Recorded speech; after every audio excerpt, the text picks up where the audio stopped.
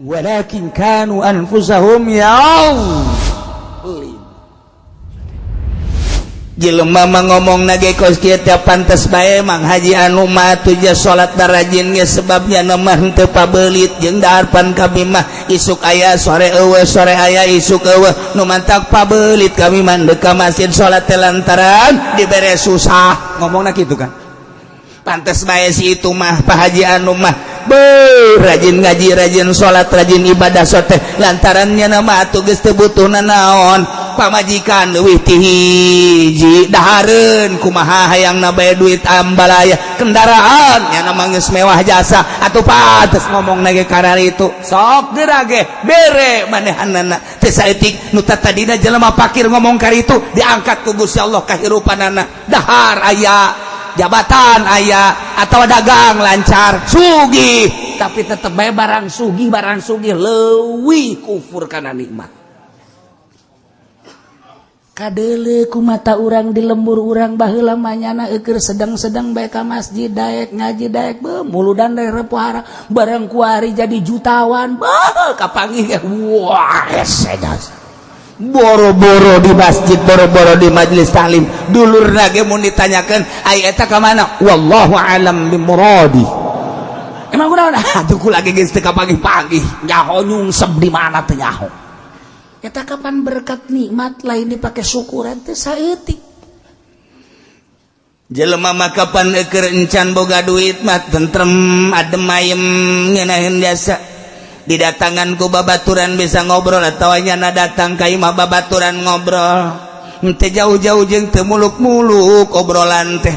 Ketika tengah-tengah ngobrol ngadangi azan yu urang ka masjid hampang. Ketika aya urusan rajaban yu urang babarengan malah jadi panitia manehanana di samping nyumbang teh hampang. Kuari boga duit kakarak ndek boga duit doang 1 miliar geus maraka cabang. Kakarak ndek doang encan katarima ndek ngadean imah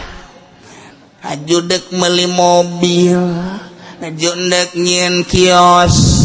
malah mandek nyieun kontrakan malah mah hayang ka Karawang ganti casing atuh kan teu wahi nyieun imah sabaratus juta kuari mah komo hajunya hayang meuli mobil aju ndek nyieun kios aju nyieun kontrakan malah hayang kawin deui eta teh kapan gos kitu maraka cabang moal beres eta teh ngaganggu kana salat encan ge katarima duit salat geus henteu husu sallallahu akbar 1 miliar imah sabaraha duitnya ke 12 kali 15 atuh tamapan kudu genep 700 juta berarti komo lamun hayang leuk mah berarti kan keur carita 700 baju meulu mobil kijang anyar kan 400 juta tekor ieu kayak kumahanya haju hayang nyieun kios bade jeung bakal hirup pun nyawa hirup sabaraha tahun basa berapa mah bakal hirup wajuban hayang nyieun kontrakan jagana teh lumayan eta teh duit tiis meureun lamun kontrakan mah aju hayang ka Karawang kumaha ngaturna ieu pan sia keur salat goblok leungeun mah di dada di dieu tapi pikiran 1 juta 1 miliar urang bagi deui ulah 12 kali 15 leutikeun nyieun imahna rada leutikeun abis cukup 400 juta atuh leutik teuing tah mangta mah kamar ngan 2 doang hayang we keur salat tolol teh coba eta encan datang duit geus kos kitu ambala geus datang leuwih parah encan datang ta dunia apa kos kitu matak lamun aya jelema sugih bisa ngaji jelema sugih bisa ibadah eta mah jempol jasa ente mah ka dieu ngaji susah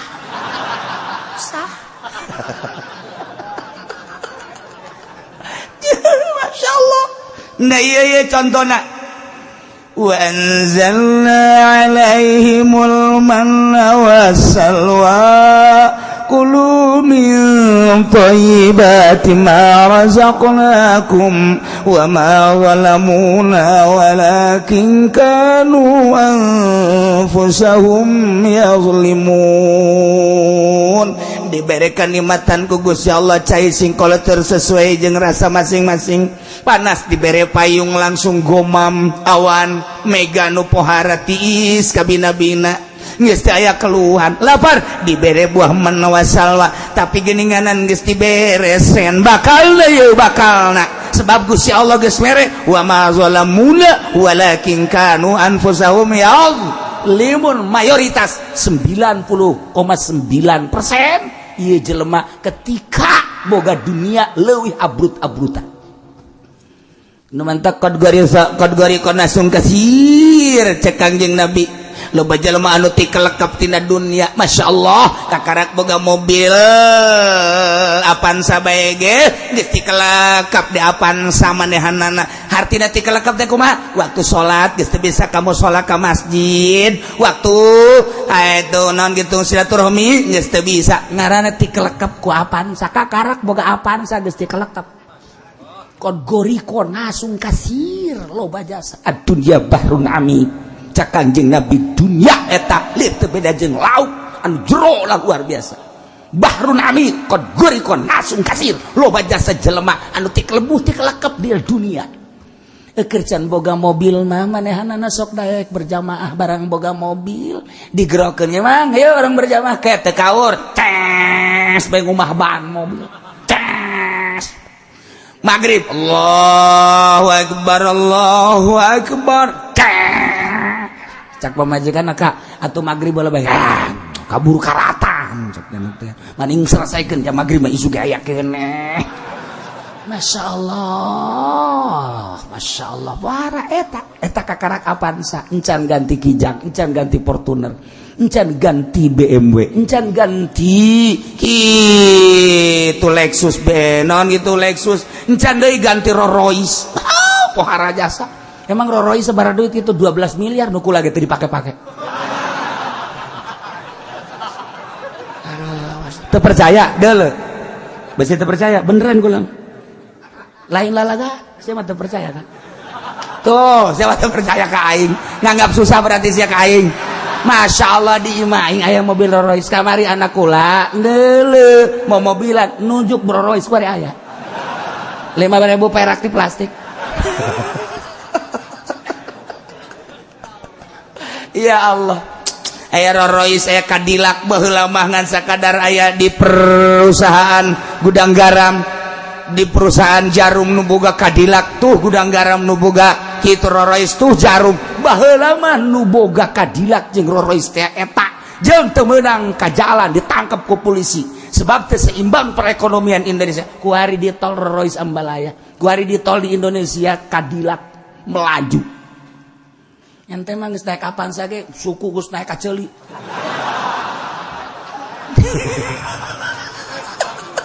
Deuleu batur. Masya Allah. Ieu kumaha dieu? Nah iyalah cek Gusti Allah wa ma zalamuna walakin kanu anfusahum limun dunya mah keun bae pamere Allah urang gunakeun pake ibadah ka Gusti Allah Subhanahu wa ta'ala malah dunia kudu jadi paneger ka urang ketika datang waktu sholat Allahu akbar cepat lompat ke masjid gegeran dek naon pareuman sapeker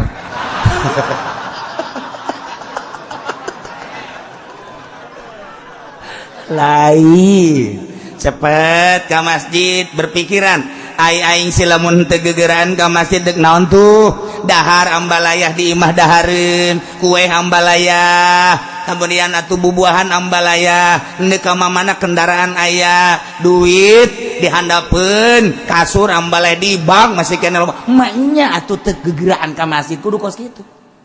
ieu mah lain pas azan ge masih kena oh salah ngitung aduh kerok siapa gandeng goblok batur azan teh kuduna mah pan dijawab Allahu akbar Allahu akbar Allahu akbar Allahu akbar Allahu akbar Allahu akbar Allahu akbar segala aktivitas urang eureun keur dahar urang kudu cicing heula asyhadu an la ilaha illallah jawab asyhadu an la ilaha illallah kita komo urang keur ngarokok mas pareman Allahu akbar keur jima eureun heula misalnya subuh ka subuhan cek pamajikan kok eureun kayak jawab heula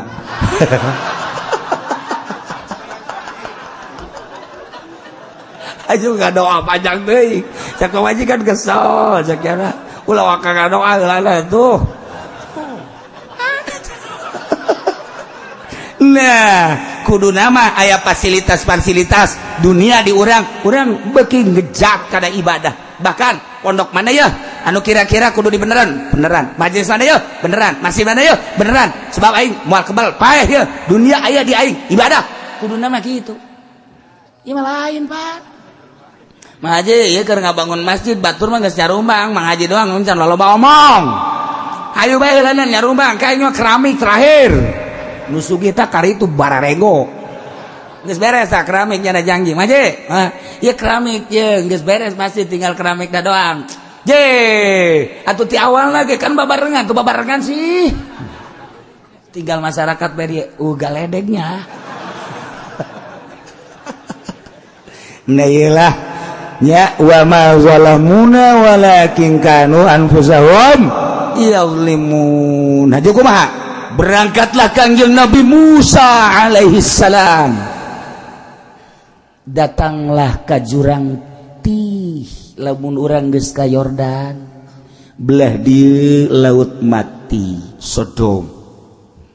kemudian nyebrang ka belah ditu perbatasan ka belah kaler eta teh Yerusalem Palestina lewat belah kulon didinya aya jurang tih di permukaan laut eta teh 250 meter ka handap 250 meter jadi leuwih rendah ti batang permukaan laut 250 meter teh setengah kilo jadi lamun laut banjir teh tumplek ka dinya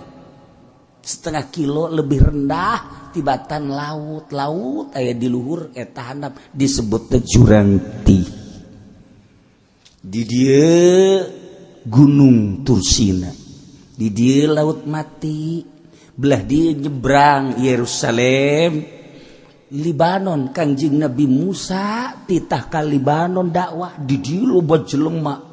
anu dugala teh nyahueun ka Allah lewat belah kulon ka dieu di dieu laut ta eta teh leuwih handap 250 meter di permukaan laut disebut tih belah dia Sodom nu kuari laut mati aya kene eta teh Sodom teh lamun urang kali itu bisa ninggalin dibalikeun negara kanjeng Nabi Lut alaihi salam belah dia tah ieu laut ieu ngaranna laut anun menyambungkeun antara Yordania, Mesir jeung Saudi Arabia. Tidinya negara anu tertua belah dieu ke belah dieu cet Irak. Mantak sekali-sekali ulin ka ditu. Ulah citra deui. Ulin teh apa beuleut jeung tukang jagong. Ieu tafsir. Ieu lamun teu kos kitu teh jauh lebah tafsir mah. Masya Allah. Tah, ieu ti dieu Kangjeng Nabi Musa teh kapan tah ti Mesir, Yordan, kuari titah berangkat ka dieu teh Palestina deukeut naik mobil ge datang ka dinya. Di perbatasanana nu kuari perang-perang Gaza tadi dieu. Kelahiran Imam Syafi'i teh di Gaza di dieu. Imam Syafi'i teh urang Gaza, siga ade. Lain Syafi'i nu di Cikupa teh malah Syafi'i teh. Lewat ke kulon tih di dieu laut. Ieu handap 250 meter. Masya Allah. Pohar. Tadi dia Aqobah ngaranna Aqobah. Laut anu urang bisa ningali Mesir katingali Yordan katingali kitu Yerusalem katingali Israel katingali urang nangtung di permukaan anak katingali Masya Allah negara teh katingali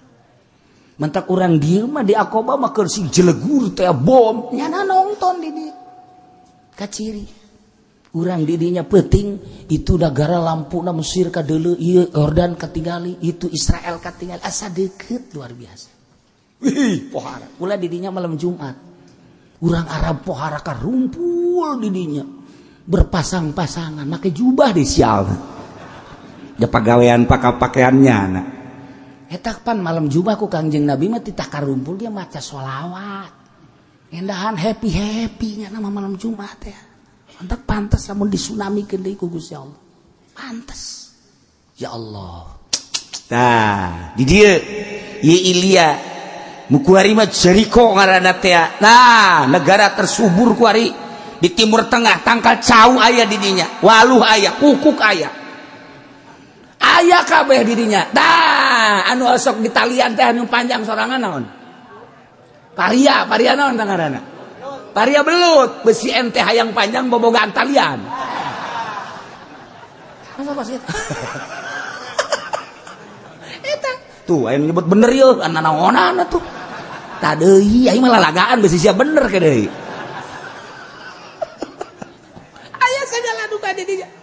segala oyong, segala cabai keriting, segala cabai berem, segala macam aya di dinya samangka. Jericho teh Ilya wah parah subur lain lalagan. Kuari urang lamun ka ditu, kabeneran urang kitu ka pertanian anak kaget urang kasuburan anak pohara jasa. Subur teh lain lalagan. Tah Kangjeng Nabi Musa titah lewat dinya. Belah dieuna ieu adalah Yerusalem. Belah dieuna Bethlehem utut kelahiran Kangjeng Nabi Isa alaihissalam ieu Aqsa di dieu Yerusalem urut kitu Kangjeng Nabi di dinya kitu Isra eta ieu negara lain lalaga jadi lamun urang geus ka ditu kabayang ku urang wah ieu horeng negara nu aya di tafsir pernah Kangjeng Nabi di dinya di Aqsa naik ka luhur langit Mi'raj Masya Allah tah ieu Kangjeng Nabi Musa di dinya Kangjeng Nabi Musa teh putra Imron teh putra Qaat putra Azir putra Lawa ya putra Yakub Ishak Ibrahim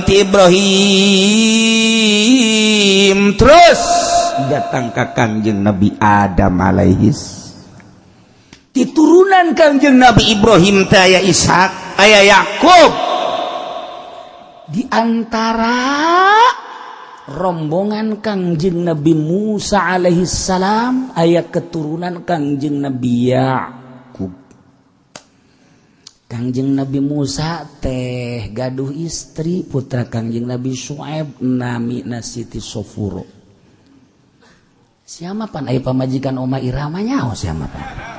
Majikan Kangjeng Nabi Musa mah teu nyaho siapa emang jelema Bangka waras siapa? Bangsa nukar itu masih banyak tah. Coba kuari hiji deui.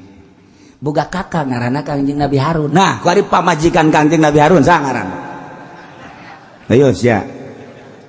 Lamun bisa balik engke bakalna ieu. Lamun teu bisa cicing bae di dieu. Disetrap. Cara urang di SD teh asana moal balik kabeh aing riweuh mere dahar.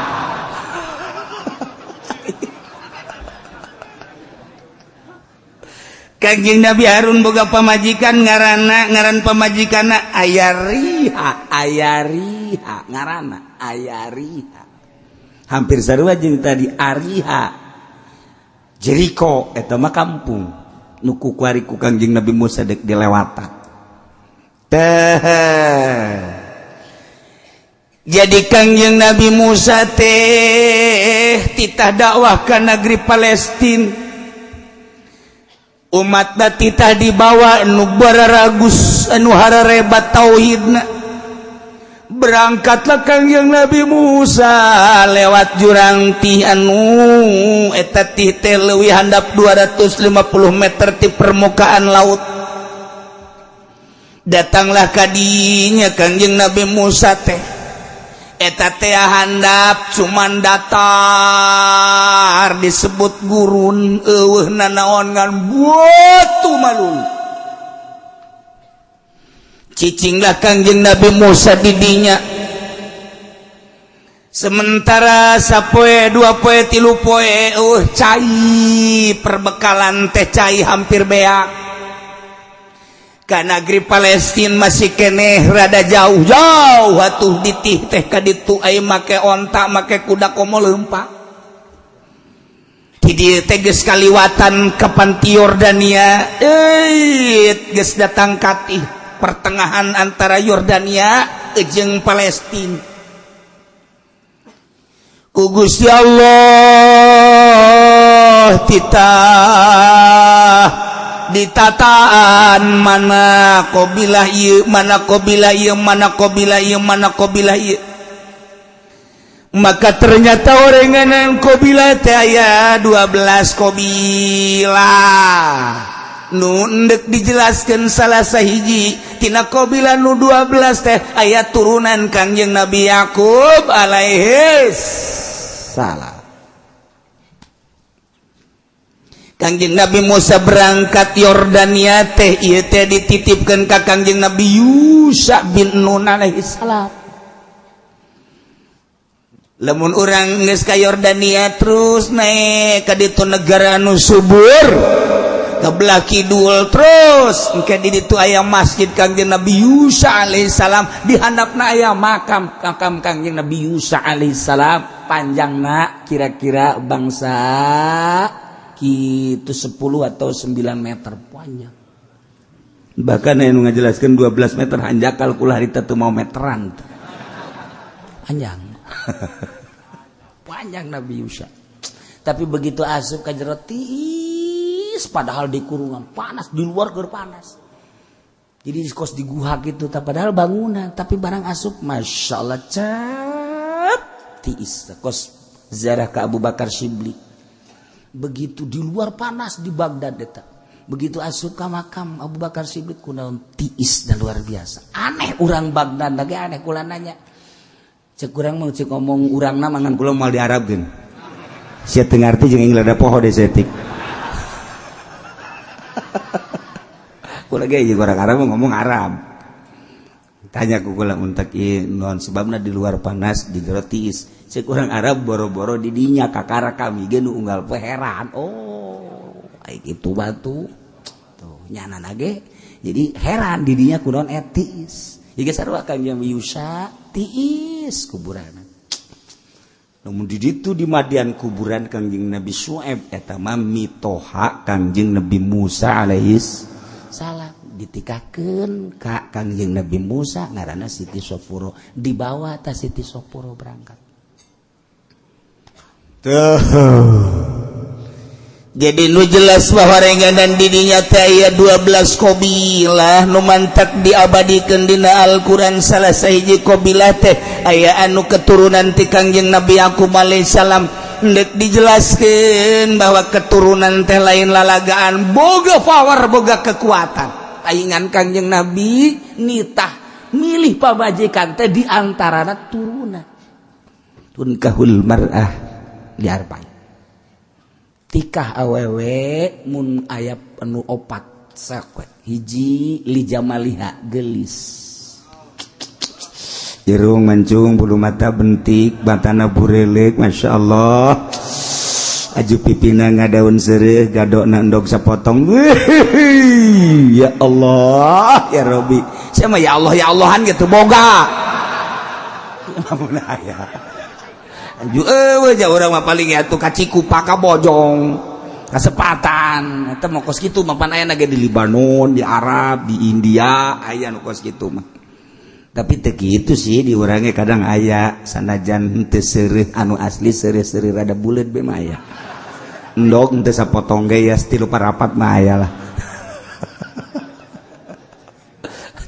pelbah bitis kapan kuduna bitis datea eta teh bitis anu ngabuah jantung kayak di urang mau buah nangka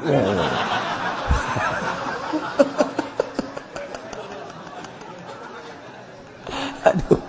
parah tambah tuh buah nangka Naya diabadikeun dina Al-Qur'an wa qatta'nahum musnatai asyrata asbatan umama. Wallahu a'lamu bimuradi wa qatta'nahum. Kaula geus misah-misah ka Bani Israil ta isnatai asyrata kana 12 qabilah. 12 turunan asbaton tegesna pirang-pirang turunan umama anu loba pisan umat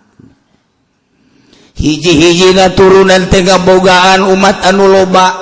sedengkeun ieu teh aya 12 turunan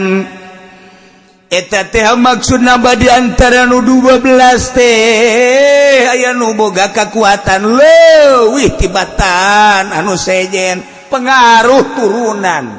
mantak ukeng jeung na kugu Gusti Allah dijelaskeun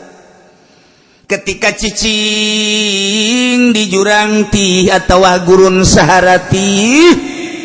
sapoe 2 poe perbekalan masih aya 3 poe 4 poe perbekalan masih aya di dinya 5 poe 6 poe saminggu sabulan mah masih aya kabelah ditunakan geus eueuh ka dieu jauh ka ditu jauh sedangkeun dahaga geus pohara jasa kelabakan neangan cai eueuh di Mekah kuari ambalaya cai coba baheula mah nu mantak Syekh Nawawi tanara di Mekah kuli kabelah dituna mah geus teu kuli Syekh Nawawi teh emang nimbakeun jelema-jelema nu munggah haji tanpa dibayar Syekh Nawawi mah mawaan cai ka nu munggah haji teh dibikeunan ka nu munggah haji dibayar embungeun Syekh Nawawi mah atuh geus ganjaran di dinya bage teu kudu ngarang Syekh Nawawi geus pohara jasa terus-terusan niba terus dibikeunan bere duit teu hayang teu cek Syekh Nawawi kula mah lillahi taala ngadege kos kitu meregak bulu urang mah mana aya ku ari jelema nu embung dibayar mana aya kiai ngaji bae hayang dibayar aya ku ari kiai lagi atuh mamaca maupun cinta wali tapi hayang dibayar eta mah leuwih goblok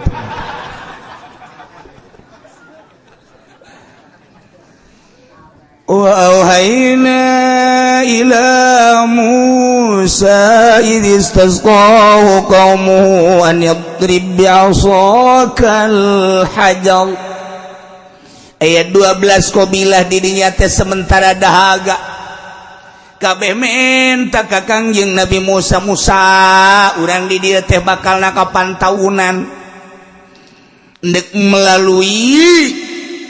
ndek nyebrang ka Palestina teh arembung padahal di ditu nama kandek berangkat teh kapan eta teh deuk ka negeri Palestina tapi ketika datang ka tinggal nyebrang doang ka ditu arembung kabeh godeg sieun paeh sebab di ditu teh aya jelema anu woha gagahna pohara jelema anu neruskeun lalakon Firaun anti agama Kangjeng Nabi Musa dek dakwah ka ditu cuman umat kudu dibawa sebab beusi aya peperangan kunaon datang ka dinya teh arembung ka ditu atuh arembung sieun pae sebab buagahna pohara jasa teh jelema lain hiji Firaun mah di Mesir kan hiji ieu mah di Libanon loba jasa buang kawarana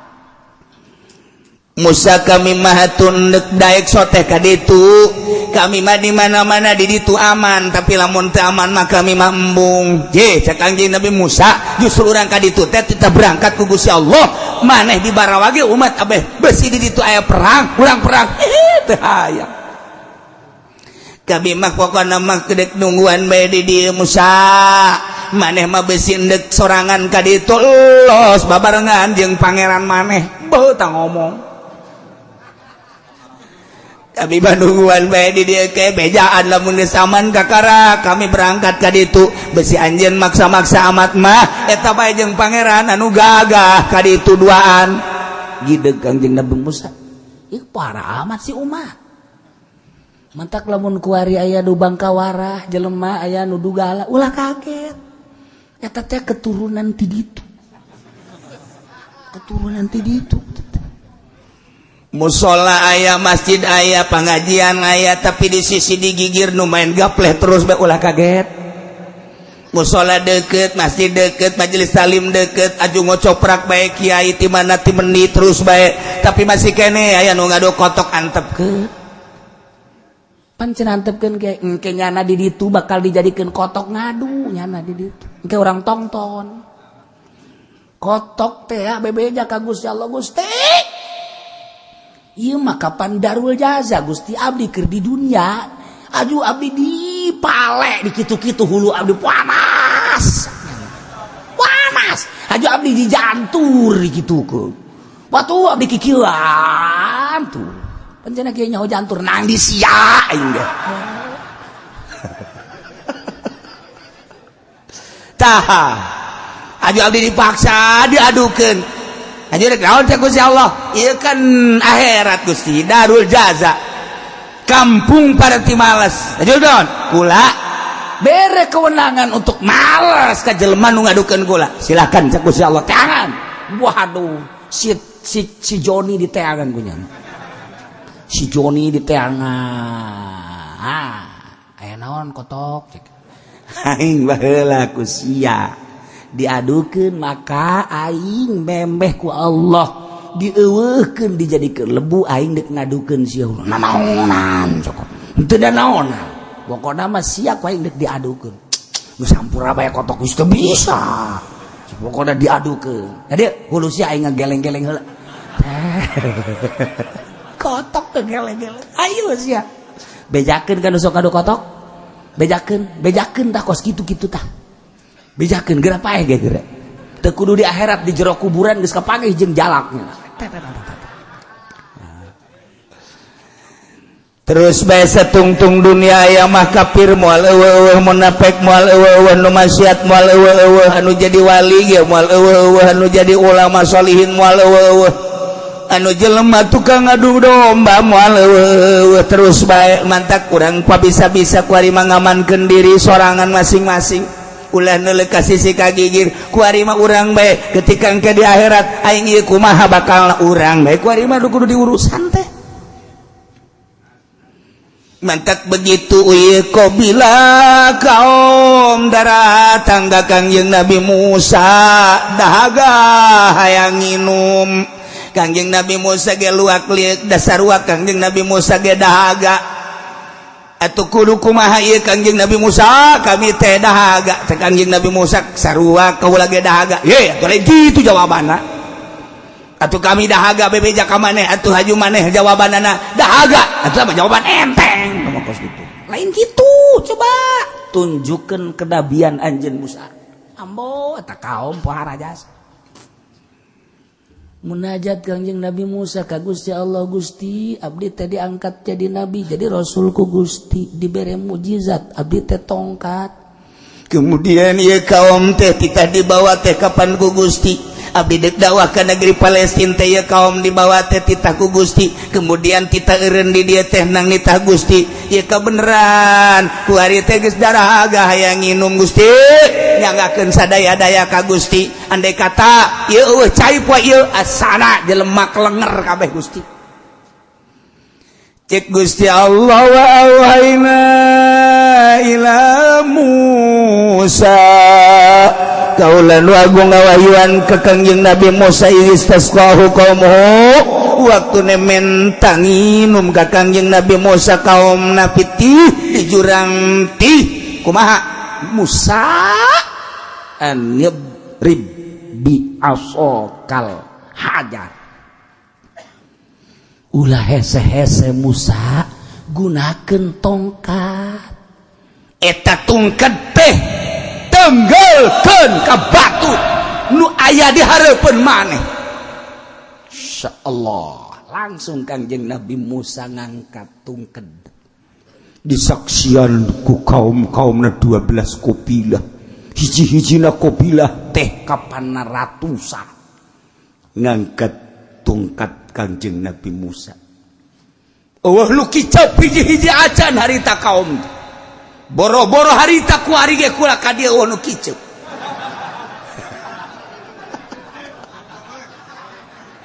nu di luar teu nyahoun. Kangjeng Nabi Musa ngangkatkeun tongkat langsung ditenggelkeun sesuai jeung instruksi ti Gusti Allah anidrib. Tenggelkeun ku anjeun Musa biasoka tungkeun anjeun al-hajar kana batu langsung ditenggelkeun. Masya Allah. Fam bajasat min husnata asyrata aina. Ngalir muncar tina batu nu aya di hareupeun Kangjeng Nabi Musa sagesa ditenggel ku tongkatna muncar 12 ainan sumran cai. Ya Allah ya Rabbi. Kabelah ditu aya ngagolontor, kabelah dia ngagolontor, kabelah dia ngagolontor, kabelah dia ngagolontor, kabelah dia ngagolontor. 12 golontoran cai. Batu nu sakitu gedena ngagolontor cai pohara jasa. Wow. Atuh kabeh umat tidinya mararandi ngararinum dan lain-lain sebagainya. Cai nu teu eureun-eureun ngagolontor tina batu. Bunga anu luar biasa di samping masih kene di jero pikiranana aya heran anu luar biasa. Aneh pohar. Bari mararandi bari ngarobrol. Sakjana ieu pohara amat cai nya herangnya tiis nya ngeunah nya herangnya tiis nya ngeunah pohara jasa. Wih Musa mah lain lalagaan nabi anu bebeneran cek nya teh. Ieu macan sakumahapan kamari ieu urang nyaksian orai nu sakitu bodena cek cenah orai-orai diciptakeun ku para pesihir-pesihir teh kapan dileglegan kabeh beuh pohara jasa aju ieu urang ku ari ieu ngarasakeun mukjizat nyana bari mandi bari ngarobrol mun teh ku ari dicadas teh bari kokocoprakan bari ngarobrol cadas kali cadas kali sadane eta teh tinggal ngagulaan bae jadi bajigur.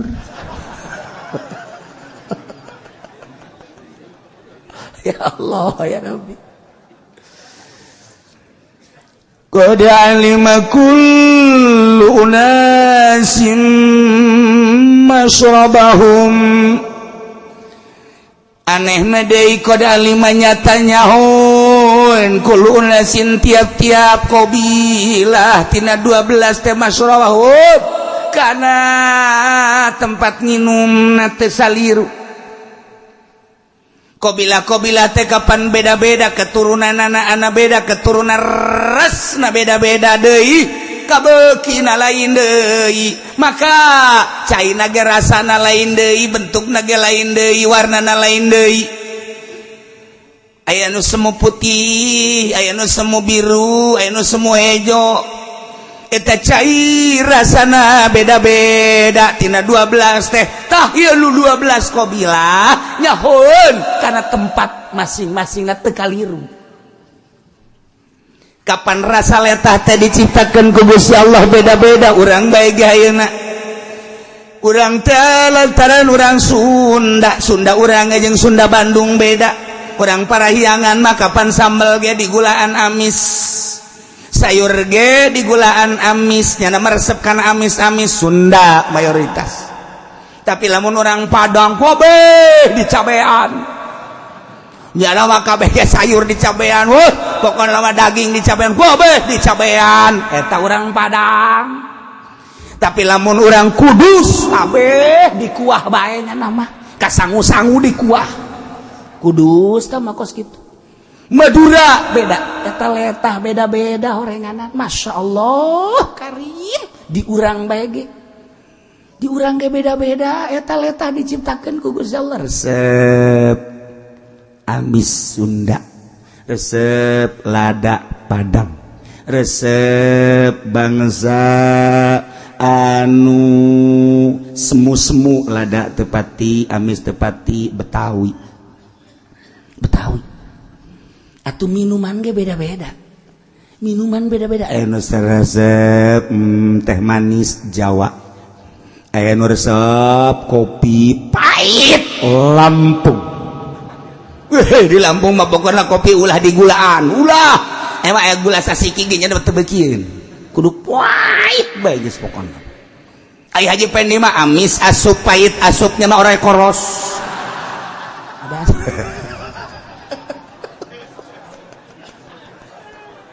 Beda. Ieu sarua. Artina sarua teh sakobila teh teu kaliru. Ieu kami mah ieu kami mah ieu kami mah ieu. Masyaallah qad alima kullu unasim roba. Tina bahasa anu aslina ti Kangjeng Nabi Musa baheula umat Kangjeng Nabi Musa datang ka ayeuna manusia teh kabege nyahoeun kana masrob-masrobna paranti-paranti nyesepna ai cai teh ieu teh jadi kesegaran geus urang ge kuari nu jadi kesegaran teh naon bae eta teh disesuaikeun jeung dirina. Aya jelema dina pendidikan teresepna kana politik bae lantaran di dieu terus ti luhurna teh ieu ahli politik masrobna asal ngadenge politik tertarik. Aya jelema anu di luhurna teh baheula teh dakwah model para habaib Kangjeng Nabi mata kuari terus ka handapna masrobna teh dakwah bae Habib di urang Habib wajan mabok dakwah bae terus kajen teh nya mabok emang Habib bukan mabok ambalaya Habib nu mabok. Tapi jangan kerpaingin saudara hati-hati ya. Kamu harus bertuhankan kepada Allah, jangan sampai mabok ya. Habib, bukunya nak mabok. Dakwahnya terus be dakwah. Ulah didele mabok nak dakwah. Tapi Habib muantepna atuh dakwahna pohara jasa. Urang mun ngadengekeun Habib Rizik dakwah, wah merigak bulu atuh. Artinya merigak bulu teh kumaha? Ya ada teh pohara jasa. Pokoknya ada maksiat-maksiat, wah. Sikat habis. Habib Rizik pokoknya. Ada bir udah. Pokoknya hancurkan. Manson hancurkan. Ada permaksiatan, hancurkan. Ada tempat-tempat permaksiatan, bakar. Mesti naon-naon kan namanya. Gitu be, gagah kan berarti. Habib Lutfi dengan kepiawayanana jelema loba anu tunduk dengan karomah dan kepiawayanana bicarana sangat memukau menusuk kalbu batur loba jasa anu tunduk dengan kepiawayan tenang bae dakwana tapi pohara lain lalagaan eta Habib juga sejarah radikos gitu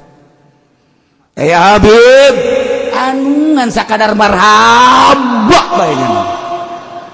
atuh asal banggi bae jelema kita berdiri kita marhaba ya dakwah teu bisa kan marhaba ya nurul ain asal beres bae enggak ada ini berkatnya udah kalau enggak ada pulang nanyakeun oge nya ada berkat ieu macam-macam dakwah karana syiar bukan lamun marhaba emang aya syiar teu aya marhaba teh bersiar kadenge nu mata Muhammadiyah mah ngaulahkeun marhaba salah syiar mana? Ieu kuari lamun NU nu marhaba teu kadeuleu Islam di Indonesia.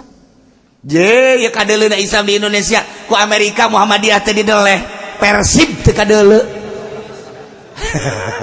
Teu kadeuleu. Nu kadeuleu teh NU, sebab naon? NU mah asal aya anu maot kumpul Al-Fatihah. Al-Fatihah. Sial cek Amerika kararumpul wae. Muhammadiyah kan teh salat ge. Likum ngarobrol beda naonan. Naonan cek Amerika gampang yang begini mah tapi NU mah Assalamualaikum Astaghfirullahalazim alladzi la ilaha illa huwal hayyul qayyum atubu ilaih Astaghfirullahalazim Amerika ge jedeg lobaan kan di Istiqlal lobaan di kota-kota terus di masjid-masjid kumaha santri mah keur eueuh jelemana ge aya duaan doang makmum jeung imam make sampai ke Astaghfirullahalazim Amerika sieun bareng dia sial duaan katipu cak Amerika aing eta kunaon siar kan berarti aya siar Amerika ge jadi berarti Yahudi ge ngadengekeun ti jauh sugan teh lobaan lumayan katipu oge nya ge ieu kan pohara diulah-ulah ku Muhammadiyah PSIS ngaulah-ulah PKS ngaulah-ulah itu maca berjanji ye NU mah ahli sunnah wal jamaah asal muludan geus Assalamu alayka zainal anbiya ya assalamu alaikum woi bidah sono dulu gua lagi ngelaksain pebidahan dah Assalamualaikum Assalamualaikum mirabis sama terus bae siarkan puara geus teu ka Bendung ku Muhammadiyah teu ka Bendung geus nu anehna kuari di Amerika maca berjanji di Amerika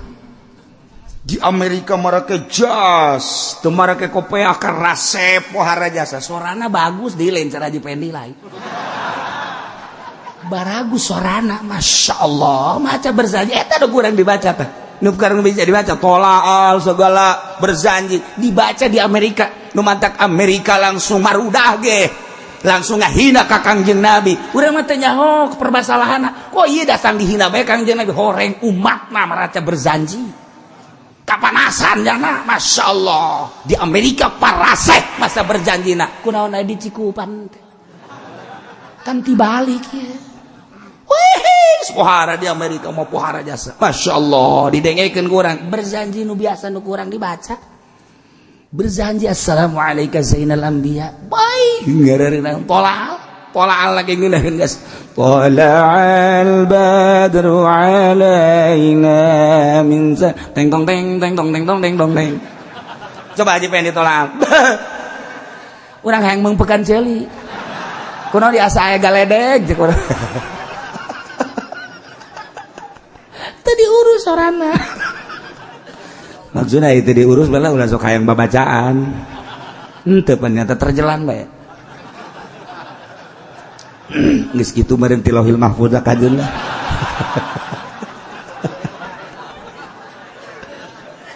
nah iya Masya Allah ieu bahasa qad alima kullu unasim masyrabahum nyahuan setiap kabilah, nyahuan setiap manusia, baik secara gerombolan maupun secara kabilah atau perorangan karena masyrabna. Lamun eta tadi beda-beda rasana, sarua di urang ge. Makanan beda-beda, kuari ge. Kuari aya minuman atau makanan lah makanan. Di hamburger belah dieuna kitu, roti anu biasa Pakistan atau India belah dieuna aya itu dangder. Jelema karumpul kabeh Amerika pasti hamburger nyokotna moal dangder. Kemudian iya ya orang Pakistan moh eta teh roti anu di muka anu buarana sagede naon gara tak sagede nyiru eta nya nama eta roti biasa ieu pasti adalah orang-orang Cina nah dangder pasti aja Pendi ya nambung dibere roti embung aing mah dangder makanan aing etanya nama beda bae nya nama dipaksakeun ngadah roti mabok dangder mah geus menjatuh meureun ti leuleutih eta kullu unasim masyrabahum qad alima ji atuh urang ge dibawa di restoran urang di Yordania restoran sakitu mewahna kula waktu keur ka ditu teh kepada teh bintang 5 lain lalagaan teh bintang 5 di Mesir kitu kene makanan geus pohara jasa Haji Mamin mah geus Noel deui bae asal dahar bae Noel deui kunaon pasti nu panjang teh aya panjang nu mana eta tah nu kos kitu teh aya di teuleut cek Haji Mami nih cek Haji Mami urang Cikupa tilik-tilik coba cenah kiai naon kos naon bareng ditilik-tilik heueuh kos isuk-isuk kaluar teh sek makana cek teh urang milih eta doang teu kuat cek tah panjang kos anu kaluar isuk-isuk dah siapa tungtungna mah aing hayang jadi henteu bae aju aya sate teh atuh nu wajar-wajar bae lisi sate teh di urang mah kan sagegede kan wajar jadi urang ngadahar nah kapan sate teh wajar ja sungguh urang mah sagede kieu pan di Mesir mah dibere sate sok bade peureup sate teh sagede peureup bisi kumaha ngadahar tuh teh eta kan qad alima kullu unasim masyrabahum pasakan beda-beda ketika urang ka Yordan beda ketika urang ka Mesir beda ketika urang ka Irak masakan teh beda. Nah eta teh kullu unasim masyrabahum sama keur carita makanan. Lamun urang ye dibere makanan misalna, ieu kulub hui, ieu dangder, ieu gitu naon gitu ngaranna suag belah dia badur. Haji Pendi mah milih badur cakena aing mah weuy badur mah ieu mah para orai kajeun cakena atuh ke mabok moal aing memang keurieuna ge emang di paraban badur. Sama sob teh kullu unasim qad alima kullu unasim masyrabahum masyaallah sama sob eta keur carita makanan ti mimiti cai ku ari pendidikan sama sobna mentak tanya ku urang anak urang sebab aya masob-masobna cita-citamu ingin jadi apa ayo cita-citamu ingin jadi apa saya ingin jadi dokter terus ke berarti eta aya cita-cita jadi dokter kamu ingin jadi apa ayo di dalam iya kurang nyana ge meuli mobilan anu kitu teh keruk bae kita meuli sedan ge enggak ini yang ini aja yang begitu beko malulu berarti ieu budak teu meunang manggi gunung cita-citana ngerukan taneuh bae ieu kajar kumaha ge eta teh geus kajawa karakter budak leutik aya anu meuli motor jumping bae kita meuli nu lain ge embung kita meuli motor anu sopan ge embung oh berarti budak jadi pembalap ka jeung kumaha teh eta teh di deuleu budak mentak aya karakter ieu neuk ngakurkeun kana masrob-masrobna nah pendidikan ge kajenting dipaksakeun ge ti sakola ai lain masrobna mambungin nyana teh kajen diulah-ulah ge lantaran nyana masrobna pondok pesantren kajen kumaha ge terus bae emang masrobna kadinya keur carita pendidikan padahal mah manehanana lahir di tengah-tengah politikus tapi manehanana ngabogaan masrobna teh ieu kana agama kabelah dituna teh hayang bae kana agama urang teh nyung celing geus hayang bae mun maca aya patali jeung agama bae ngeunah lamun patali jeung agama teh ngeunah sebab masrobna batur politik batur ekonomi asal manggih bae perekonomian haju bae kabayang bae urang mah pan lamun leumpang jeung ahli ekonomi teu harti sebab nyana mah mikiran bae urang mah leumpang da gunung-gunung bae kana mah lain ieu gunung sabaraha kubiknya cek nyana jadi dipikir kubikasi dah hitung nyana mah ieu waduh lamun dijual berarti seberat truk sedengkeun enggeus urang mah neuleuh gunung-gunungna doang nyana mah lain kubikasi lain lalagan neuleuh bae cai bagus jasa waduh lamun ku urang ieu dijernihkeun haju dibuat ku urang waduh urang bisa sugih sakenna tina cai doang ge nyaingan aqua nyaingan 2 tang jangan mah kos kitu bae pikiranana neuleuh ambalaya cangkang aqua dipikir ku nyana wah daur ulang mantep ya cek nyana ieu eta kos kitu bae eta ahli ekonomi mah kana duit bae karena duit baik nu mantak jangan mah bobogohanana ge make duit bobogohan kos ahli hukum teh mun bobogohan make hukum baik asal ngerendeng menurut hukum ini tidak boleh jadi kalau hukum teh kada hukum baik engke ge awena aju boleh aja yang penting mah jangan keterusan ya deket begitu ini tapi menurut hukum enggak tapi hukum juga bukan hukum agama mah boleh demokrasi oh iya ya kita pakai HAM aja dah iya Mas Mit beralih ke hukum tina hukum agama ke hukum HAM hak asasi manusia kan boleh kalau sama-sama ridho nggak apa-apa aja dah eta teh kapan sama sobna geus tina makanan geus nya kemudian ayeuna mah tina ilmu geus urusan tentang pangkat geus sarua jelema kajen diulah-ulah gah hayang bae puasa bae jelema teu eureun dibere kuat ku Gusti Allah reng deuk dijadikeun hikmat aya jelema nu daek wiridan bae pohara jasa wiridan bae nya mah terus bae beurang peuting wiridan bae aya ente mah pan aya loba jelema bae wiridan aya ngedang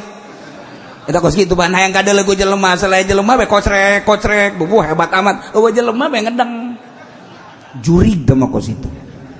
sama sorob nah jelema deuk diangkat jadi wali sanajan di tengah-tengah kerumunan manusia sanajan di tengah-tengah negara anu keur amburadul sanajan di tengah-tengah akhlak manusia moral anu keur hancur Allah mere masrobna dibere loyok tafakur muraqabah muhasabah mujahadah zikir ka Gusti Allah dibere bisa ku Gusti Allah padahal keur embalaya sumbangan pilkada datang pilgub datang pilpres datang pildes datang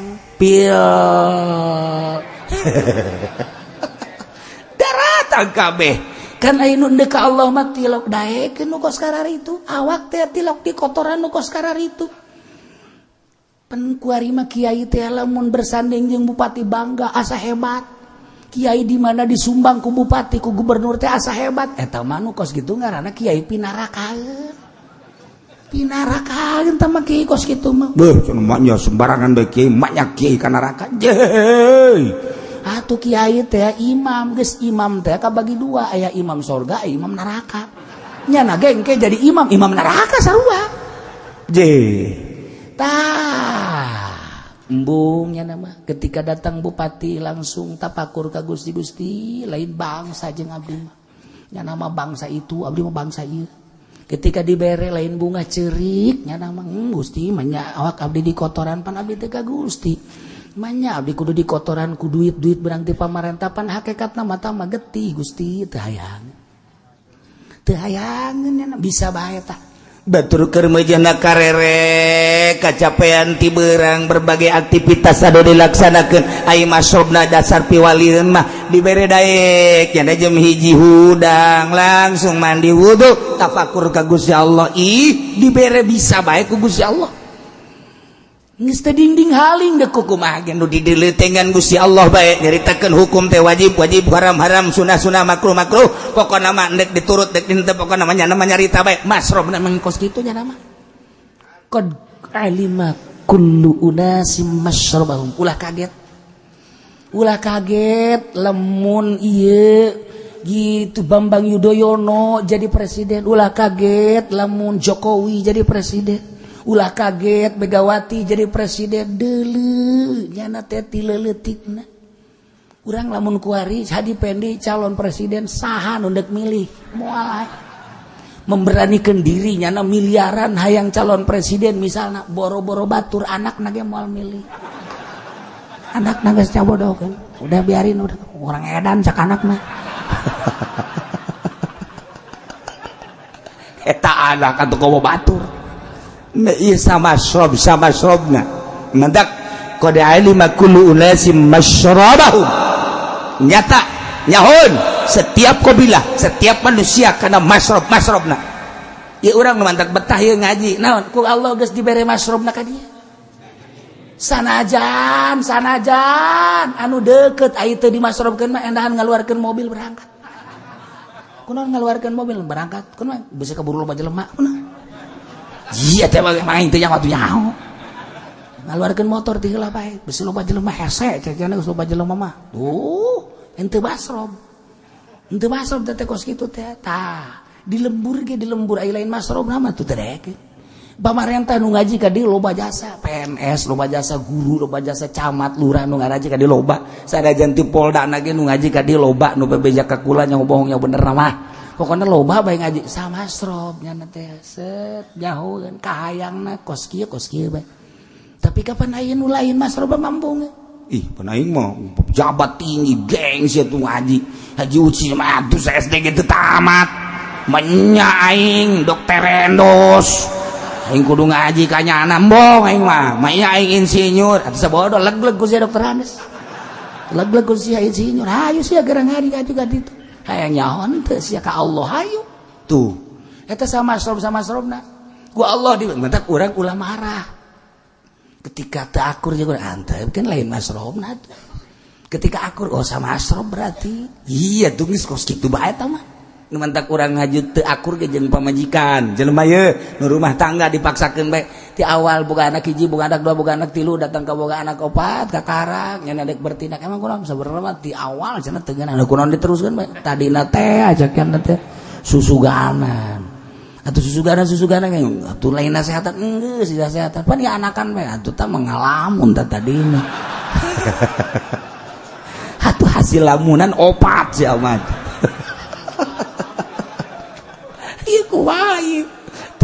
sama mentak di ilmu thariqah aya dalil qad alima kullu unasim masyrabahum engke di ilmu hakikat aya qad alima kullu unasim masyrabahum ieu mah sakadar urang maraka cabang tanyaritakeun ayat ieu qad alima kullu unasim masyrabahum ulah kaget ke di thariqah aya di hakikat aya ieu qad alima kullu unasim masyrabahum 12 beda-beda sakumaha tadi sumut beda-beda jadi Allah merek ka sumut 12 qabilah sesuai sungut ieu kieu sungut ieu kieu sungut ieu kieu Masya Allah karim pohara iyalah mukjizat Kangjeng Nabi Musa alaihi wa zallalna alaihimul ghamam panas terik matahari begitu panas teh langsung dula-dele ka luhur Musa kumaha ieu teh pan urang di tengah-tengah gurun di lembah tih cai mah aya tapi karasana panas anu pohara kabeh hampir teu kuat ieu teh panas anu pohara perubahan tina rada tiis ku ari rada panas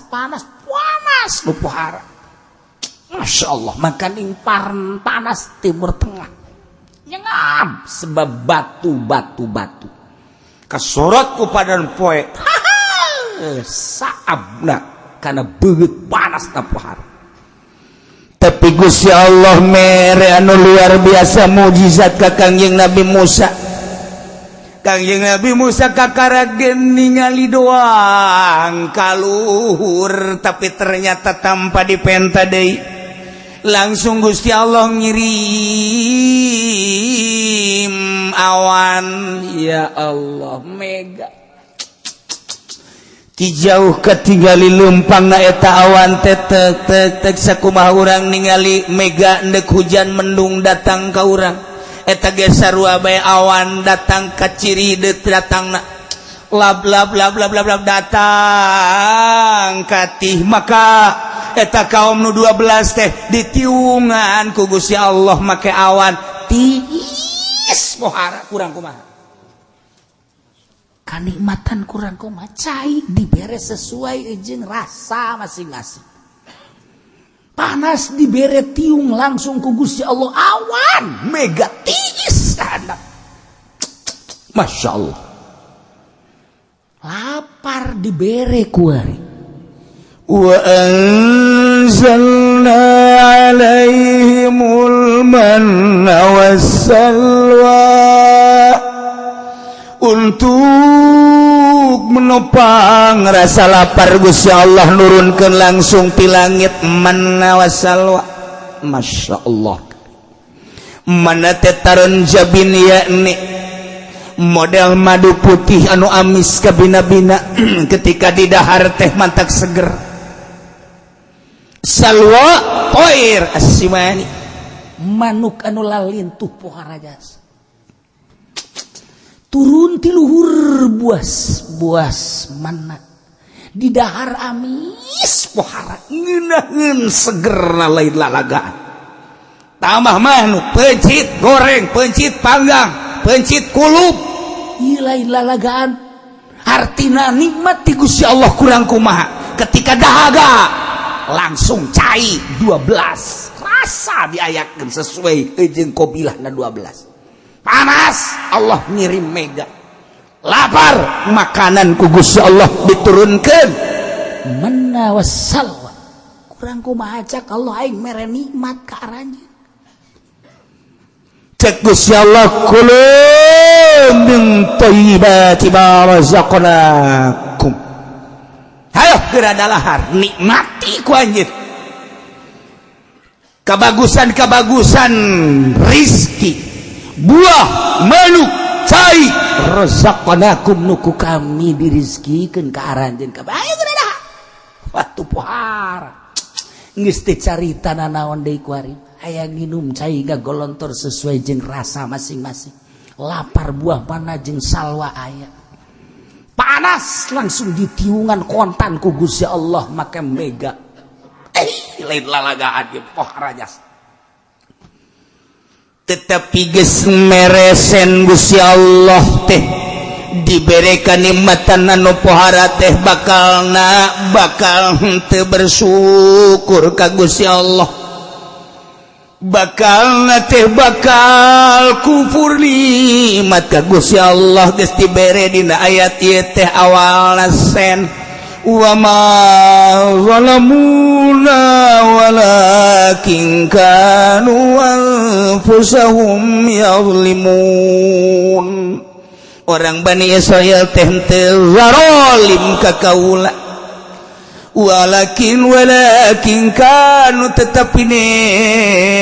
maranehanana ngazolim ka dirina masing-masing geus diberesen bakalna kanikmatan anu dibikeun ku Gusti Allah cai nu sakitu poharana, payung langsung nu sakitu indahna jeung tiisna, makanan nu langsung di langit diturunkeun, lain bersyukur ternyata horenganan bakalna kufur nikmat, zalim terhadap dirina. Walakin kanu anfusahum yazlimun.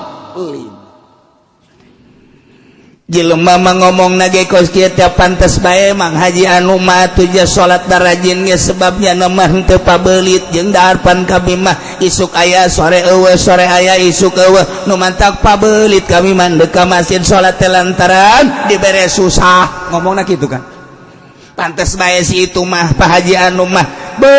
rajin ngaji, rajin salat, rajin ibadah teh lantarannya nama atuh geus teu butuhna naon pamajikan leuwih ti hiji dahareun kumaha hayangna bae duit ambalaya kendaraan nya nama geus mewah jasa atuh pantes ngomongna ge karana itu sok geura ge bere manehanana teh saeutik nu tadina jelema fakir ngomong karitu diangkat ku Gusti Allah kahirupanana, dahar aya, jabatan aya, atau dagang lancar, sugih, tapi tetep bae barang sugih leuwih kufur kana nikmat. Kadeuleu ku mata urang di lembur urang baheula manyana eukeur sedang-sedang bae ka masjid daek ngaji daek muludan daerah pohara barang kuari jadi jutawan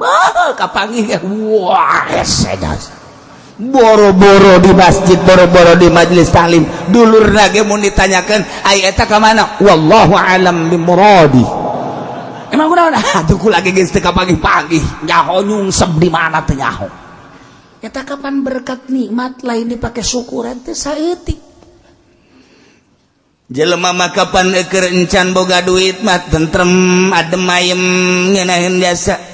Didatangan ku babaturan bisa ngobrol atau nyana datang ka imah babaturan ngobrol teu jauh-jauh jeung teu muluk-muluk obrolan teh. Ketika tengah-tengah ngobrol ngadangi azan yu urang ka masjid hampang, ketika aya urusan rajaban yu urang babarengan malah jadi panitia manehanana di samping nyumbang teh hampang. Kuari boga duit kakarak ndek boga duit doang 1 miliar geus maraka cabang. Kakarak ndek doang encan katarima ndek ngahadean imah haju dek meuli mobil haju ndek nyieun kios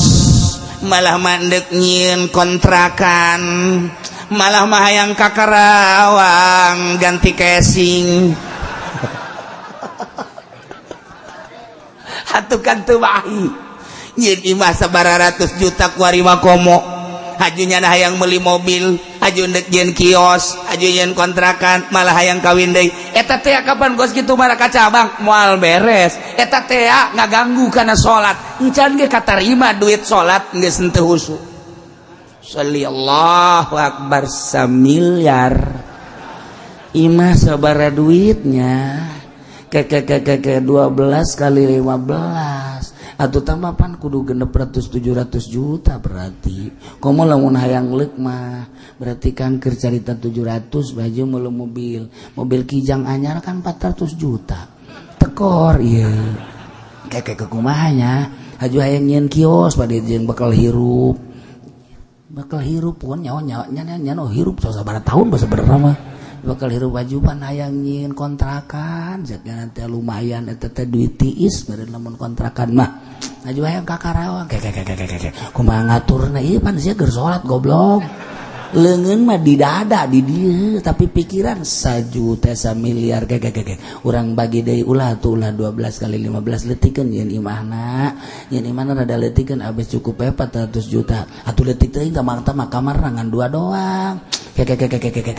hayang we ku salat tolol teh coba eta encan datang duit geus kos kitu ambala geus datang mah geus datang leuwih parah encan datang ta dunia apa kos kitu matak lamun aya jelema sugih bisa ngaji, jelema sugih bisa ibadah, eta mah jempol biasa. Ente mah ka dieu ngaji susah. Susah. Masyaallah. Nah ieu contona. Wa anzalna 'alaihimul manna wassalwa kulu min thayyibati ma razaqnakum wa ma zalamuna walakin kanu anfusahum yazlimun diberikan nikmatan ku Gusti Allah cai sing kolot sesuai jeung rasa masing-masing panas dibere payung langsung gomam awan mega nu pohara tiis kabina-bina geus teu aya keluhan lapar dibere buah menawasalwa tapi geuninganan geus diberesen bakal deui bakalna sebab Gusti Allah geus mere wa ma zalamuna walakin kanu anfusahum yazlimun mayoritas 90,9% ieu jelema ketika boga dunia leuwih abrut-abrutan nu mantap kategori konasung kasir cek Kangjeng Nabi loba jalma anu ti kelekep tina dunya masyaallah kakarak boga mobil Avanza bae ge geus ti kelekep di Avanza manehanana hartina ti kelekep teh kumaha waktu salat geus teu bisa kamu salat ka masjid waktu atuh naon kitu silaturahmi geus teu bisa ngaranna ti kelekep ku Avanza kakarak boga Avanza geus ti kelekep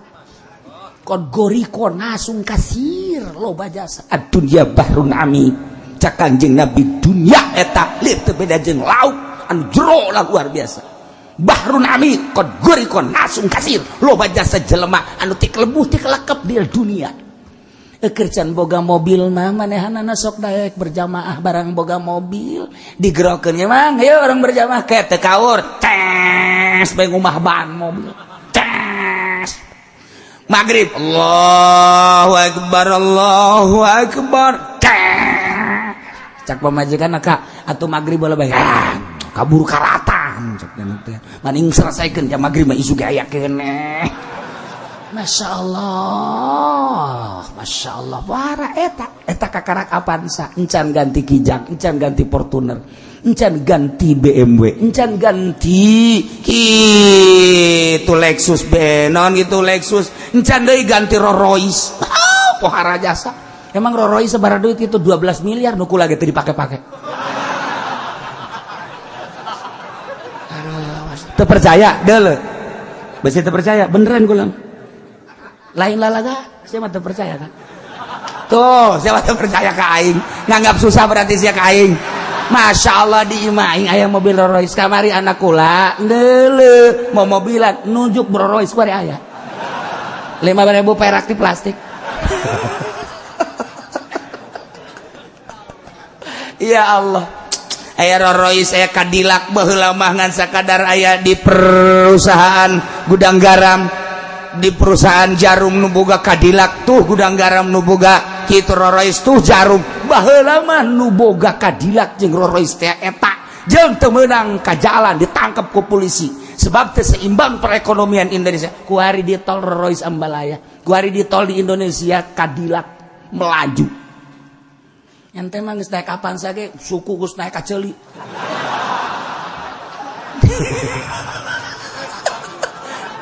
batur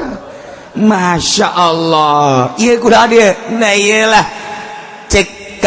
Gusti Allah wa ma zalamuna walakin kanu anfusahum yazlimun dunya mah keun bae pamere Allah urang gunakeun pake ibadah ka Gusti Allah Subhanahu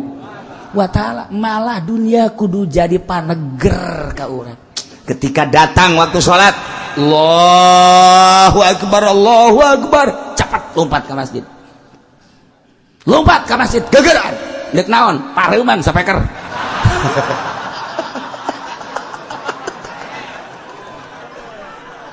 lain cepet ke masjid berpikiran aing si lamun teu gegeran ka masjid dek naon tuh dahar ambalayah di imah dahareun kue ambalayah kemudian atuh bubuahan ambalayah neuk ka mamana kendaraan aya duit dihandapeun kasur ambalayah di bank masih kena loba maknya atuh teu gegeraan ka masjid kudu kos kitu ieu mah lain pas azan ge masih kena oh salah ngitung aduh kerok siapa gandeng goblok batur azan teh kuduna mah pan dijawab Allahu akbar Allahu akbar Allahu akbar Allahu akbar Allahu akbar Allahu akbar Allahu akbar Allahu akbar segala aktivitas urang eureun keur dahar urang kudu cicing heula asyhadu an la ilaha illallah jawab asyhadu an la ilaha illallah kita kudu komo urang keur ngaroko mas pareuna Allahu akbar Allahu akbar kerji mah eureun heula misalnya subuh ka subuhan cek pamajikan kok eureun kayak jawab heula